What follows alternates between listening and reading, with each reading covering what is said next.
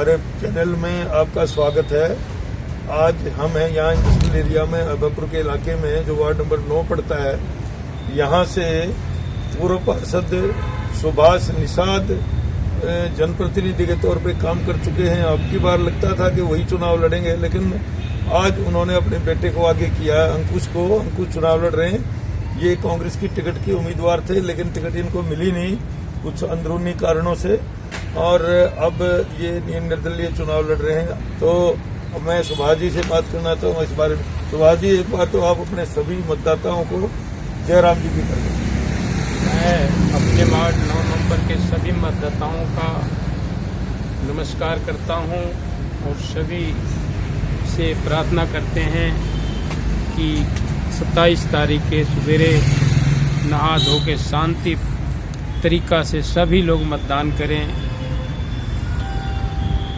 सुभाष जी, अंकुश को आपने चुनाव में आगे किया, इसके पीछे आपकी व्यस्तता था, मतलब बिजनेस का कोई मतलब था, या आप ये सोचते हैं कि भाई बेटा आपका प्रतिनिधि के तौर पे आगे काम करेगा? इनमें से क्या विशेष बात थी? मेरा रायपुरानी में ऑफिस है जी, SN प्रॉपर्टी के नाम से, प्रॉपर्टी का काम करते हैं हाँ, आप। और टाइम मैं नहीं दे पा रहा था। अब इस समय हमें लगा कि अब मुश्किल होगा। जी काम तो करना है ना, लोगों के काम करना। वार्ड हमारा बहुत गरीब है जी, यहाँ लोग गरीब तबका ज़्यादा रहते हैं। अब नया 14 सेक्टर आया है हमारे वार्ड में, तो यहाँ एक आदमी जरूरी है घर पर रखना। जी जी, कोई भी काम करने ले जाना, हॉस्पिटल कहीं कोई रात को बीमार पड़ जाता है, हॉस्पिटल ले जाना कहीं जी। तो हमारे में अब हम टाइम नहीं निकाल पाते थे, इसलिए अपने लड़के के इसमें ले आके खड़ा कर दिया। और लोगों ने भी यहाँ हमारे गांव के सब लोग इकट्ठा होके कहे कि नहीं, लड़ना तो चाहिए। हमने कांग्रेस से आवेदन किया था लड़का के नाम से कि भाई हमारे लड़के के टिकट दो।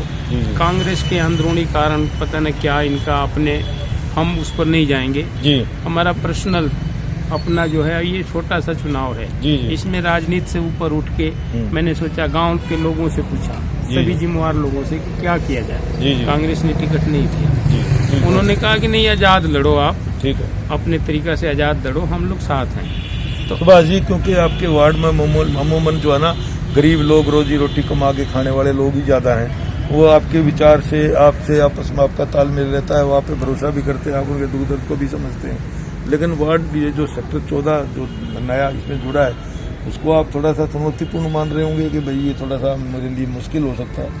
नहीं, मैं तो इसमें भी जाता आता था पहले, हमारा आना जाना है, बहुत मित्र हैं हमारे वहाँ, सरकारी मुलाजिम भी हमारे मित्र हैं। मैं पहले इंडियन नेशनल लोकदल में था, चिटाला साहब के कार्यकाल में मैं पार्षद रहा और काम कुम लोगों से कराया हूँ। तो इससे हमारे लिए कुछ कोई परेशानी नहीं है।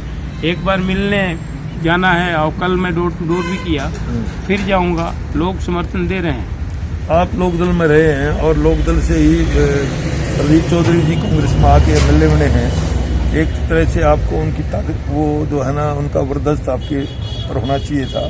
तो ऐसा क्या कारण रहा कि वो आपको टिकट दिलाने में कामयाब नहीं हो पाए? इसका कोई कारण आपको पता है? ना, इसके बारे में क्या है, अंदरूनी इनका होगा कुछ जी। हमारे सपोर्टर हमारे तो खास रहे हैं प्रदीप चौधरी जी, इनेलो में हमारे साथ रहे 22 साल जी। एक साथ काम किए हम लोग। ये हाल उसमें नहीं थी। चलो, इसमें क्या गहराई में जाना है, इसके बारे में तो छोड़ो। अपने तरीका से लोगों के साथ रह के काम करना है, चुनाव जीत के आएंगे और उसके बाद। वैसे तो अंकुश जो है आपके साथ रहता है, आपकी सारी चीजों को समझता है, जन समस्याओं को भी समझता होगा, लेकिन क्या आपको इसको कोई थोड़ी ट्रेनिंग देने की जरूरत पड़ेगी? 2 साल से ये काम कर रहा है हमारे साथ, यही लोगों की सेवा कर रहा है। रात के 12 बजे कोई फोन करता है कि हॉस्पिटल ले जाना है, तो इसी को कहता हूँ कि बेटा ले जा, 6 सेक्टर हॉस्पिटल इलाज करा के ले आ जी। आपके वार्ड में, हाँ, आपके वार्ड में आमतौर पर क्या दिक्कतें लोगों में रहती थी आमतौर पर ज्यादा?